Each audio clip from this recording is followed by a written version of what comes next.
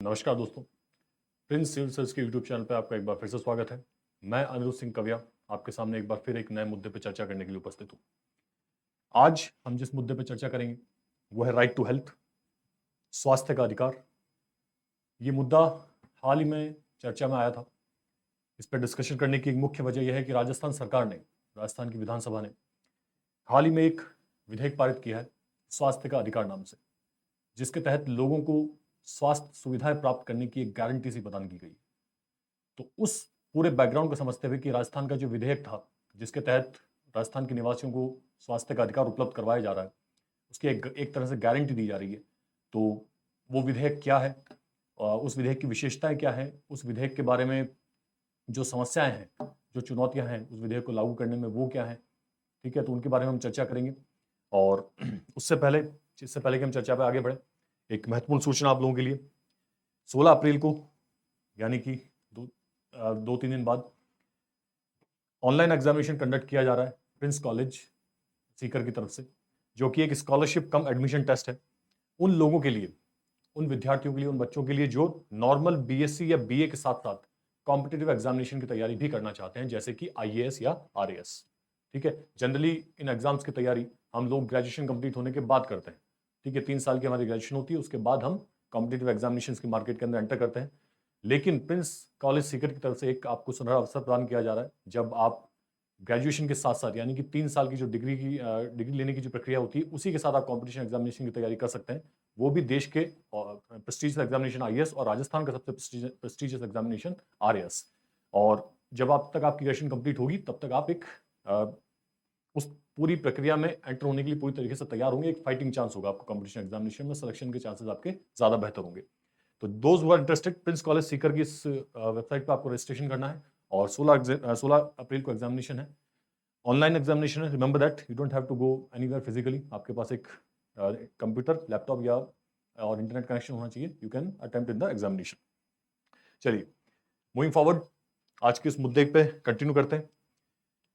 स्वास्थ्य के अधिकार के बारे में बात कर रहे थे। वजह क्या है उसको बात करने की, स्वास्थ्य के अधिकार की? हाल ही में राजस्थान विधानसभा द्वारा स्वास्थ्य का अधिकार विधेयक पारित किया गया है।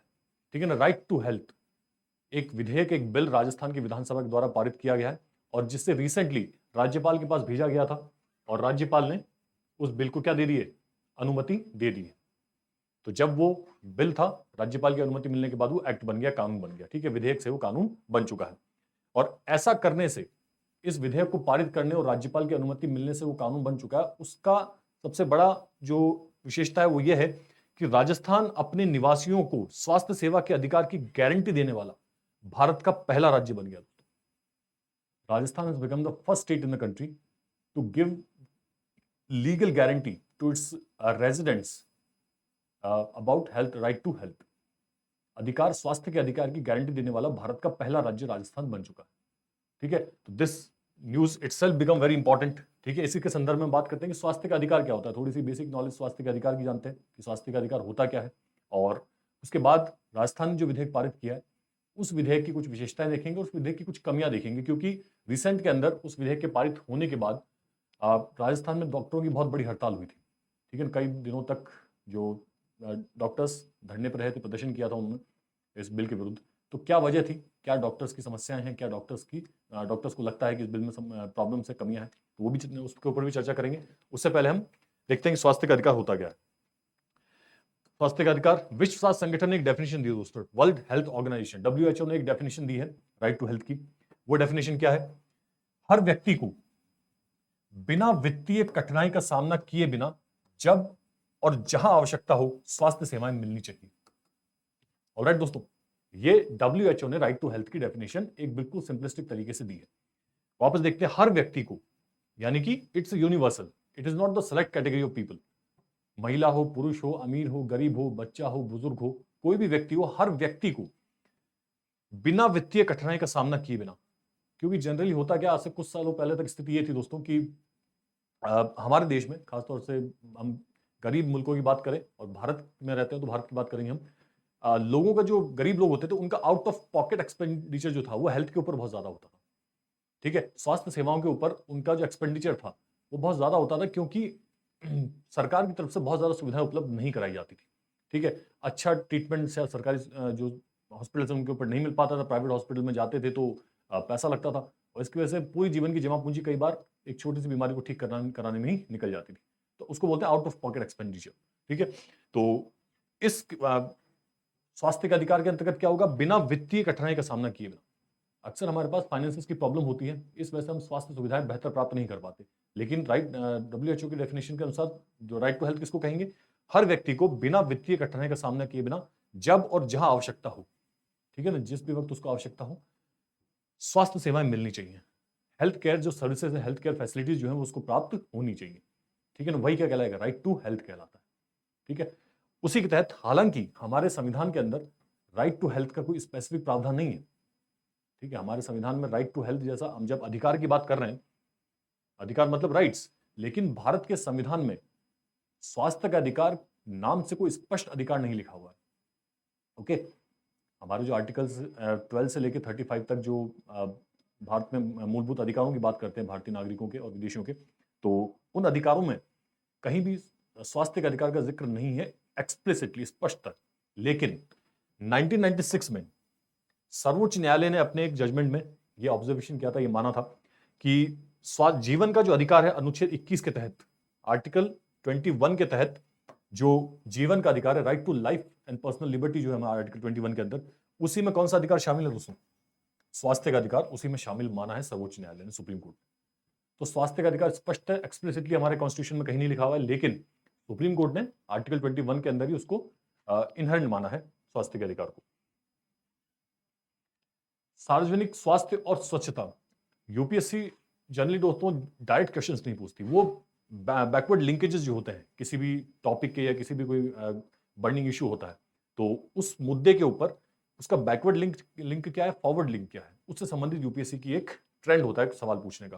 तो हो सकता है राइट टू हेल्थ के संबंध में डायरेक्ट क्वेश्चंस ना, यूपीएससी से बैकवर्ड लिंक से क्वेश्चन आ सकते हैं। तो बैकवर्ड लिंक का पहला क्वेश्चन क्या है, 1996 में सर्वोच्च न्यायालय ने राइट टू हेल्थ को कौन से आर्टिकल के तहत माना है, आर्टिकल 21 के अंदर माना है, जीवन जीने के अधिकार के तहत। ओके, सेकंड बैकवर्ड लिंक क्या बनता है दोस्तों, सार्वजनिक स्वास्थ्य और स्वच्छता किसका विषय है, राज्य सूची का, स्टेट लिस्ट।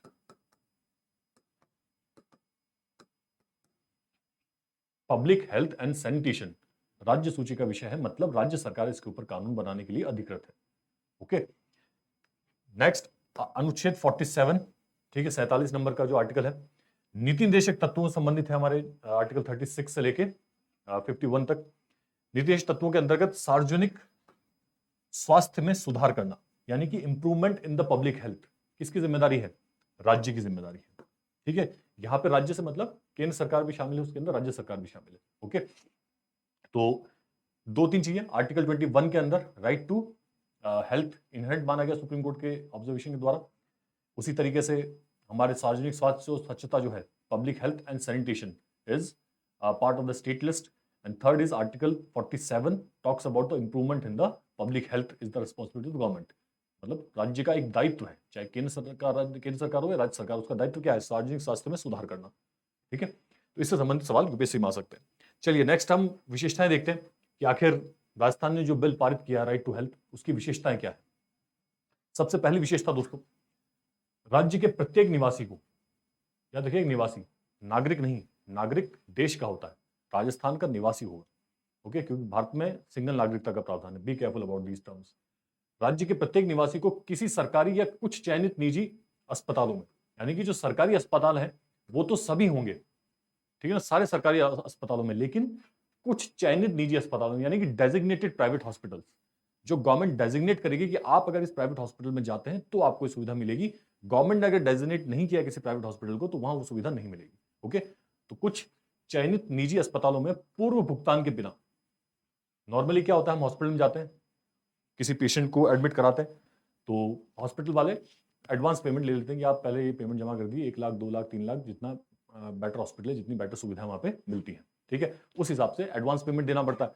तो यहाँ पे क्या कहा जा रहा है, आप सरकारी हॉस्पिटल में तो चलो नहीं मिलेगा, आपको पेमेंट करने की जरूरत नहीं होगी, लेकिन निजी अस्पतालों में भी आपको क्या है, पूर्व भुगतान के बिना आप मरीज का एडमिशन करवा सकते हैं। आपातकालीन क्या कर सकते हैं, आपातकालीन उपचार प्राप्त करने का आपको अधिकार है।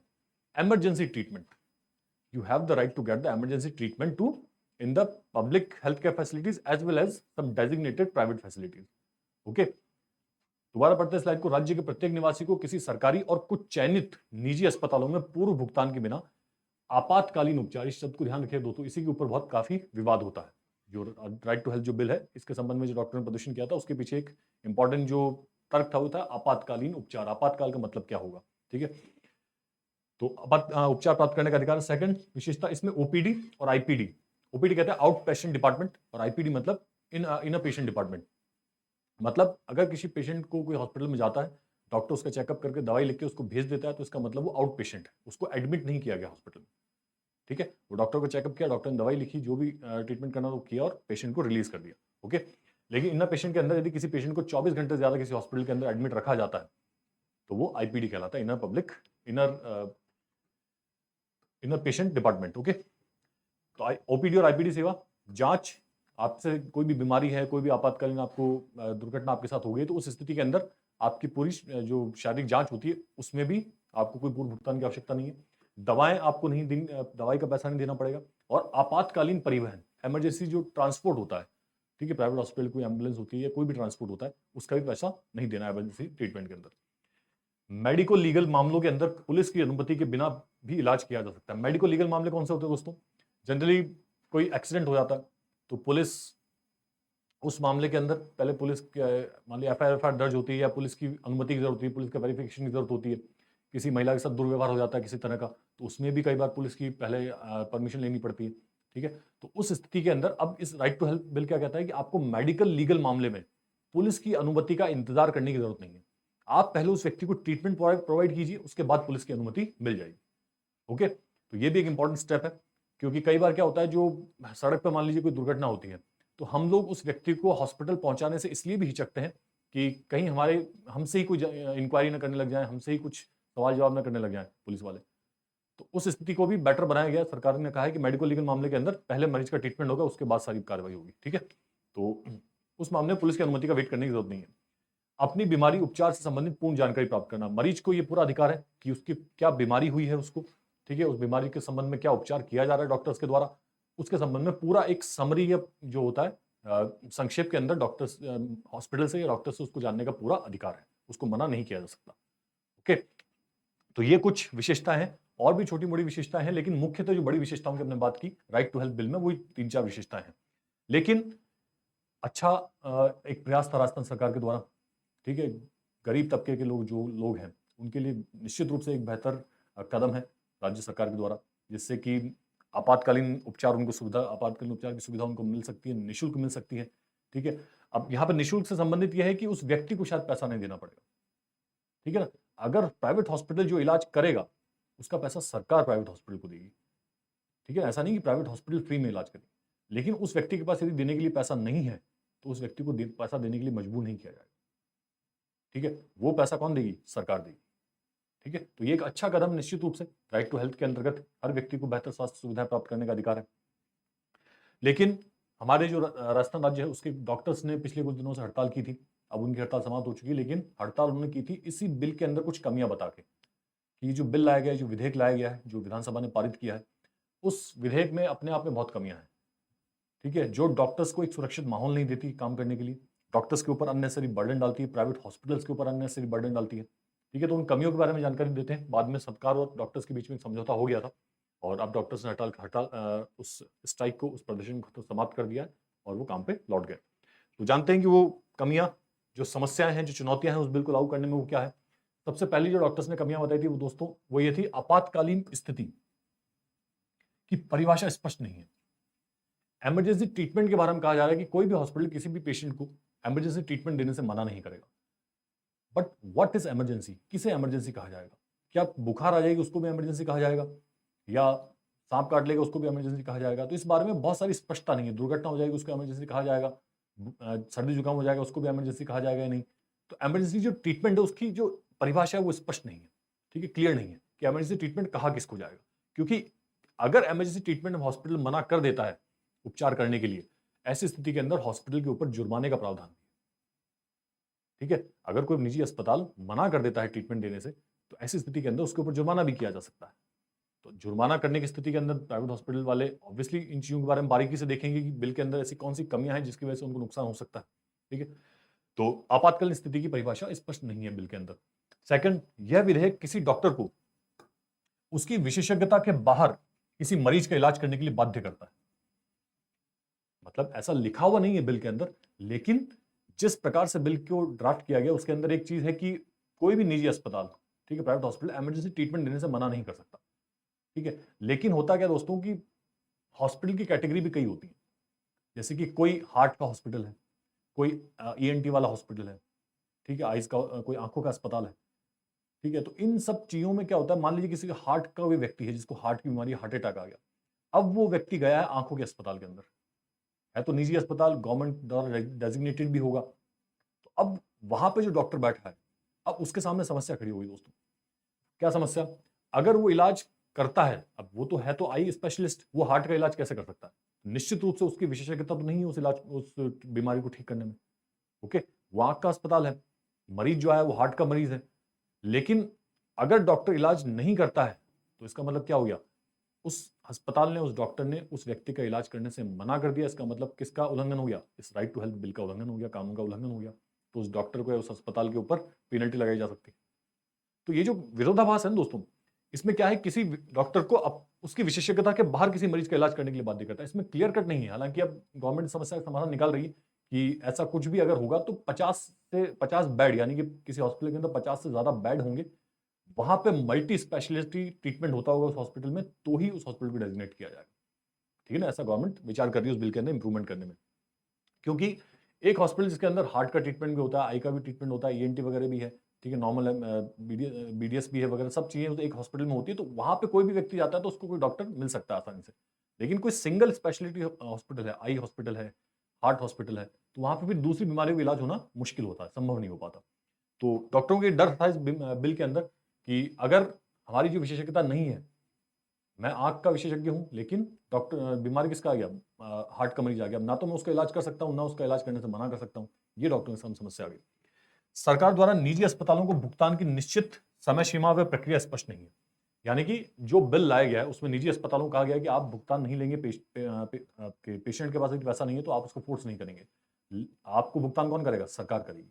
लेकिन सरकार कैसे करेगी दोस्तों भुगतान? इसके बारे में कोई ना तो प्रक्रिया स्पष्ट बताई गई है, ना समय सीमा बताई गई कि इतने समय सीमा के अंदर किया जाएगा और इस क्राइटेरिया के तहत किया जाएगा, इतना पैसा लिया जाएगा किसी पर्टिकुलर ट्रीटमेंट का, ठीक है। तो उसकी वजह से प्राइवेट हॉस्पिटल क्या होते हैं दोस्तों, उनको भी अपने खर्चे होते हैं, ठीक है। निश्चित रूप से दे आर वेरी कॉस्टली। कुछ प्राइवेट हॉस्पिटल जो बड़े हॉस्पिटल होते हैं बहुत कॉस्टली होते हैं ट्रीटमेंट में, लेकिन उनके द्वारा जो फैसिलिटीज उपलब्ध करवाई जाती है, जो ट्रीटमेंट उपलब्ध करवाया जाता है, उनका भी अपना स्टाफ है, वो भी डॉक्टर्स को हायर करते हैं।